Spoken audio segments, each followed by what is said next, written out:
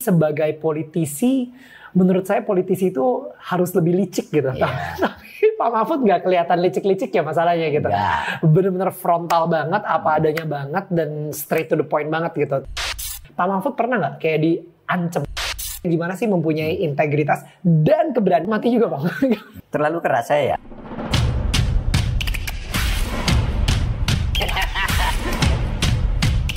Pemirsa, saya senang sekali sore ini didatangi oleh seorang anak muda yang visioner, giat, cerdas, yaitu Daniel Mananta. Saya ini benar-benar kebanggaan banget buat saya bisa ngobrol sama Bapak, Pak. Oke. Jujur, sama Daniel sama. Thank you.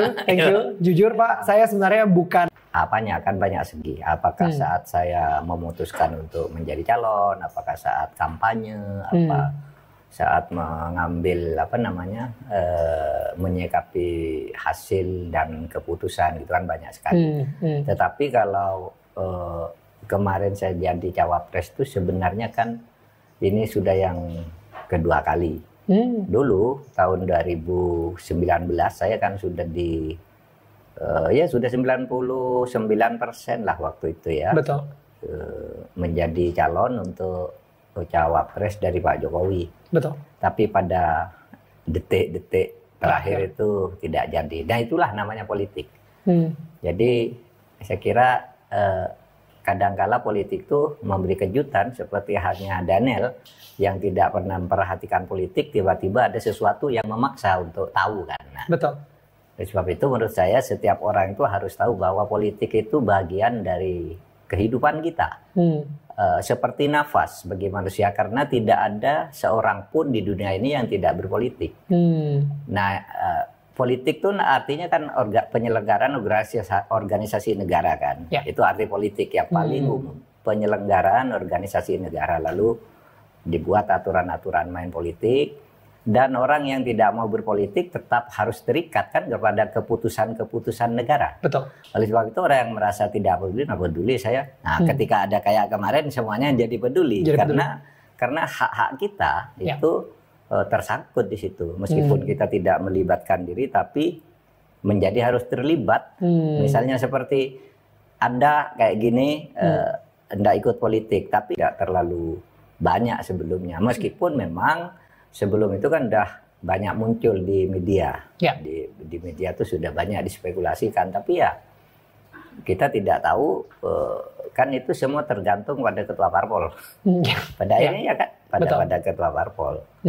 Sehingga ketika tiba-tiba saya diminta oleh Bu Megawati, tentu saja memang pada waktu itu agak optimis semula ya, karena pada waktu itu kan belum ada calon yang dari istana, ya kan waktu itu Pak Joko, Pak Prabowo Subianto. Oke, kalau saya dengan Ganjar kira-kira masih bisa lah ini ya, karena basisnya Ganjar dan PDIP itu kan ada di Pak Jokowi juga. Ya. Nah begitu muncul, Anda tahu bahwa segala konsekuensi yang Anda lakukan ini terkait dengan keputusan politik negara. Misalnya kalau harus pajak, misalnya harus tidak boleh membuat gosip dan sebagainya, itu kan kan politik ya yang ngatur semua, yang memberi sanksi nantinya politik. Betul. Nah itulah sebabnya saya ikut politik pada akhirnya. Ya. Tapi dari Pak Mahfud sendiri ya, ngelihat kemarin itu ada regret nggak Pak? Regret tuh penyesalan gitu, kayak harusnya gue lebih banyak dansa di TikTok untuk cawapres. Ada regret seperti itu nggak Pak? Ya semua waktu saya cawapres ya. Semua saya sudah lakukan yang mungkin ketika itu. Karena harus tahu juga waktu itu saya kan mendadak sekali ya. Waktu ditetapkan. Jadi persiapannya itu tidak. Yang kedua startnya kalau Pak Prabowo kan sudah jauh lebih dulu, lalu ditempel dengan Gibran ya, kuat banget gitu.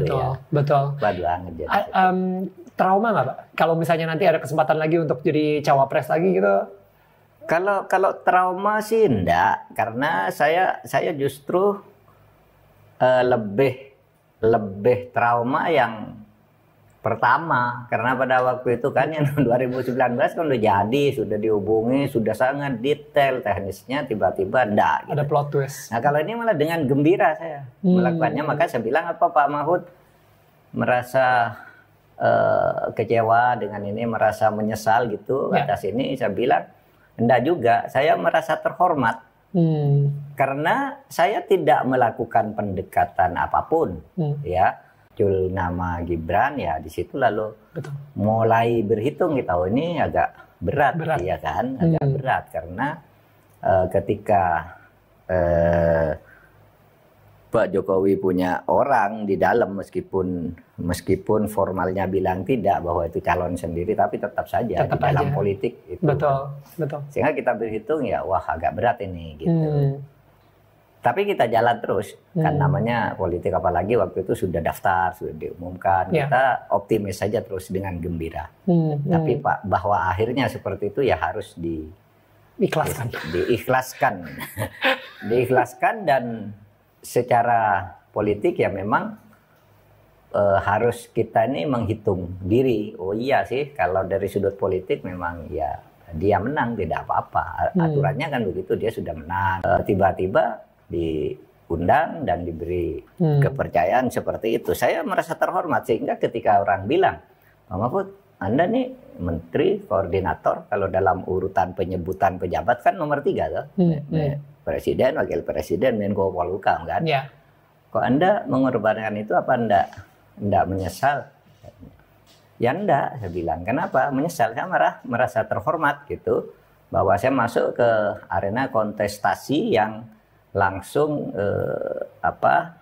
berkampanye ke tengah-tengah masyarakat dengan penuh kegembiraan sebenarnya.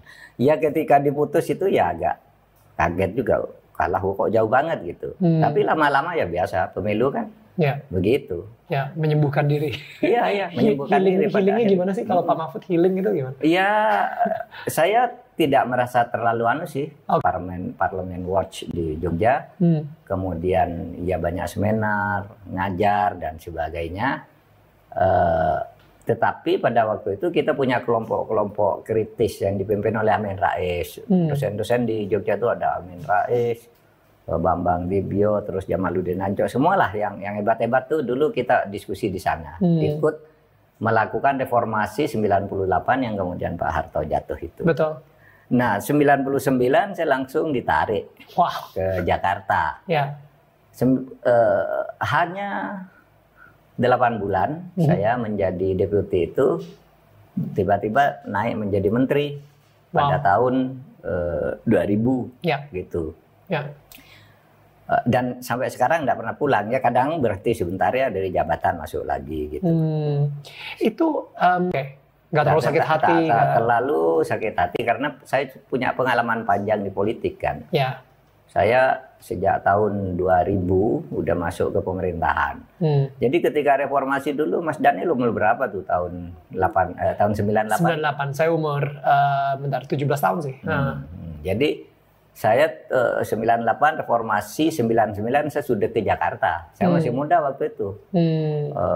Di Jakarta langsung menjadi pejabat eselon 1, deputinya Menteri Urusan Hak Asasi Manusia. Tapi sebelum 98 Pak Mahfud itu ngapain? Belum masuk ke politik, ngajar aja kan? Iya, ngajar. Karena zaman Pak Harto itu ya kalau mau disebut gerakan politik aspiratif sebelum 98 tuh saya ikut dalam gerakan-gerakan LSM ya, Lembaga Swadaya Masyarakat. Saya dulu menjadi ketua